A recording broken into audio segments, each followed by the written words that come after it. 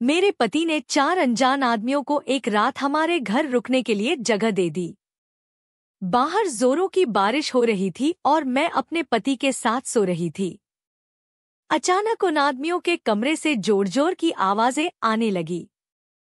मैं डर गई कि कहीं यह लोग चोर तो नहीं हैं जो हमारे घर चोरी कर रहे हो।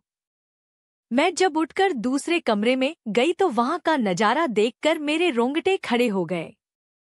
उन लोगों ने पूरी रात मेरे साथ कुछ ऐसा किया कि कमरे में मेरी चीखें गूंजने लगी और मेरे पति ने हेलो दोस्तों, आज की इस रोमांचक कहानी में आप सभी का स्वागत है। मेरा नाम सीमा है और मेरी शादी कुछ ही सालों पहले अमित से हुई थी। यह अमित की दूसरी शादी थी। उनकी पहली पत्नी का देहांत किसी बीमारी की वजह से हो गया था। अमित को अपनी पहली पत्नी से एक बेटी भी है जिसका नाम रिया है। जब मैं इस घर में आई थी तब रिया 15 साल की थी। अब हमारी शादी को 7 साल हो गए हैं और रिया भी अब 22 साल की हो गई है और कुछ ही दिनों पहले उसकी शादी भी हो गई है। रिया की शादी करवाने के बाद मेरे पति हमेशा की तरह मुझे गांव में छोड़कर शहर चले गए थे और मैं फिर से अपने घर में तन्हा और अकेली रह गई थी। अमित रिया की शादी करवाने के लिए ही कुछ दिनों के लिए वापस गांव आ गए थे, पर इतने सगे संबंधी और रिश्तेदार आए हुए थे कि मुझे उनके साथ अकेले वक्त बिताने का मौका ही नहीं मिला। ससुराल पहुंचकर जब मेरी बेटी रिया का कॉल आया तो उसने कहा, माँ, मैं यहाँ बहुत अच्छी हूँ और मैं इस शादी में बहुत खुश हूँ। मेरे पति मुझसे बहुत प्यार करते हैं और हर वक्त मेरे साथ ही गुजारना चाहते हैं। वह तो मुझे एक पल के लिए भी अकेला नहीं छोड़ते। रिया की सारी बातें सुनकर मैं बहुत खुश थी कि चलो मेरी बेटी को एक अच्छा घर तो मिला, क्योंकि उसकी शादी करवाने के चक्कर में हमने अपने खेत तक गिरवी रख दिए थे। अब हमारे सिर के ऊपर बहुत कर्जा हो गया था। मेरे पति कहते हैं कि वह शहर में काम करके धीरे धीरे यह सारा कर्ज उतार देंगे। मैं जब शादी करके इस घर में आई थी तो रिया बहुत छोटी थी और इसी वजह से अमित ने दूसरी शादी की थी ताकि रिया को माँ का प्यार मिल सके।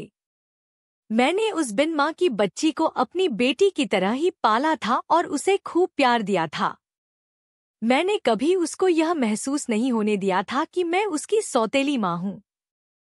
रिया की तरफ से भी मुझे बहुत प्यार मिला था, पर शादी की पहली रात अमित ने मुझसे जो भी कहा था वह सुनकर मेरी आंखों में आंसू आ गए थे। मैं सोच भी नहीं सकती थी कि शादी की पहली रात ही मेरे पति मुझे ऐसा कुछ कहेंगे। उन्होंने कहा था कि वह अपनी पहली पत्नी से बहुत प्यार करते थे और वह यह दूसरी शादी करना भी नहीं चाहते थे, लेकिन उनकी माँ ने उनके ऊपर बहुत दबाव डाला था, जिस वजह से उन्हें दूसरी शादी करनी पड़ी। जब से मेरे पति की पहली पत्नी की मौत हुई थी तब से मेरे पति शहर में ही रहने लगे थे और वहीं पर काम किया करते थे। गांव का सारा काम और खेत वगैरह मेरे सास ससुर ही देखा करते थे। मेरे पति को जब भी छुट्टी मिलती वह मेरे पास आ जाया करते थे, लेकिन जब वह चले जाते थे तो मैं तन्हा रात गुजारती थी और उनके प्यार के लिए तड़पती रहती थी। शादी के साल भर बाद ही मैं गर्भवती हो गई थी और मुझे एक बेटा भी हो गया था। जब मेरे पति के बिना मेरा मन नहीं लगता था तो मैं उनसे कहती थी कि आप मुझे भी शहर लेकर चलिए, मैं आपके साथ रहना चाहती हूँ। यूं अकेले मुझे अच्छा नहीं लगता। पर वह कहते थे कि मैं शहर में इतने लोगों का खर्च नहीं चला पाऊंगा, इसीलिए तुम बच्चों को लेकर गांव में ही रहो ताकि उनकी पढ़ाई गांव में ही हो सके। हर महीने मेरे पति आते तो थे, लेकिन कुछ दिन रहकर वापस चले जाते थे। ऐसे ही मेरी जवानी धीरे धीरे अकेलेपन में कट गई थी और अब मैं 35 साल की हो गई हूँ। रिया की शादी के कुछ दिनों बाद ही मेरे पति ने मुझे कॉल करके कहा, सीमा, एक बड़ी मुसीबत आ गई। मेरा काम चला गया है और मुझे कहीं भी काम नहीं मिल रहा है। मैंने उनसे कहा कि आप गांव में ही आ जाओ और खेती संभालो लो।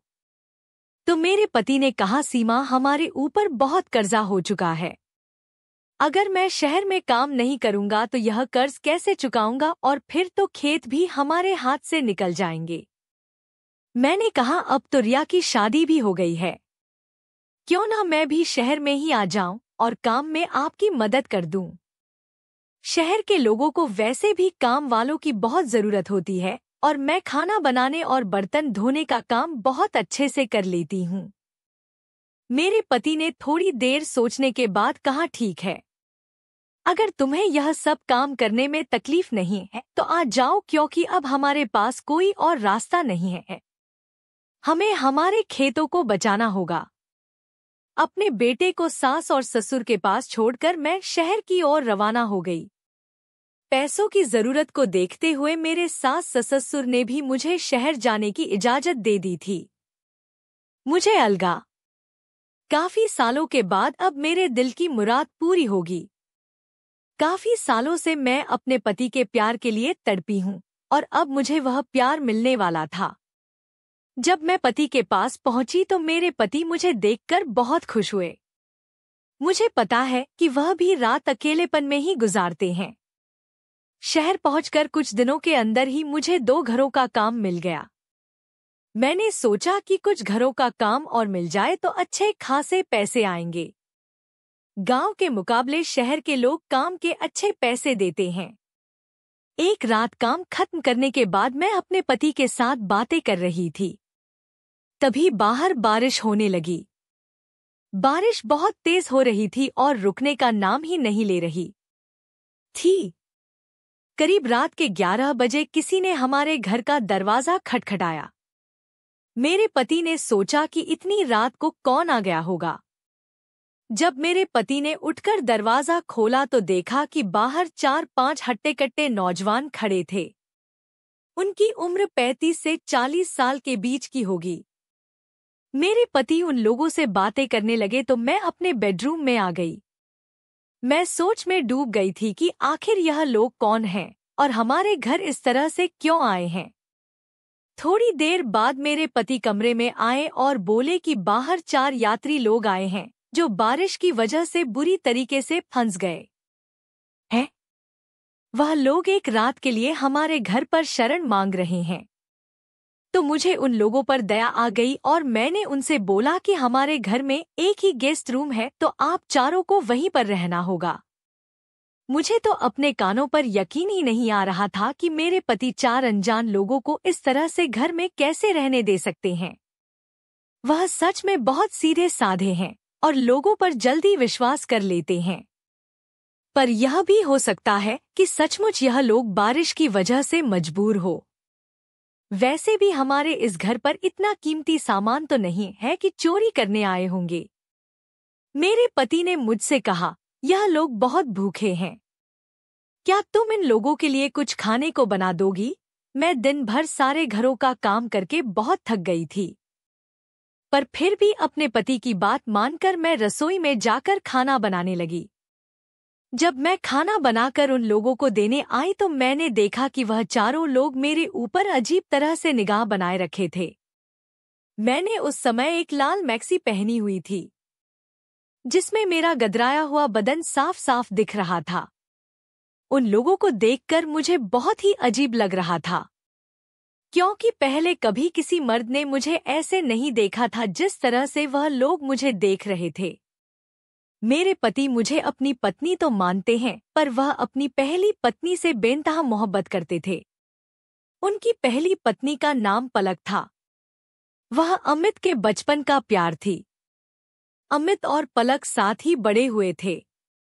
साथ रहते रहते दोनों के बीच प्यार भी हो गया था। पूरा गांव इस बारे में जानता था, क्योंकि वह दोनों खेतों के बीच अक्सर घूमा फिरा करते थे।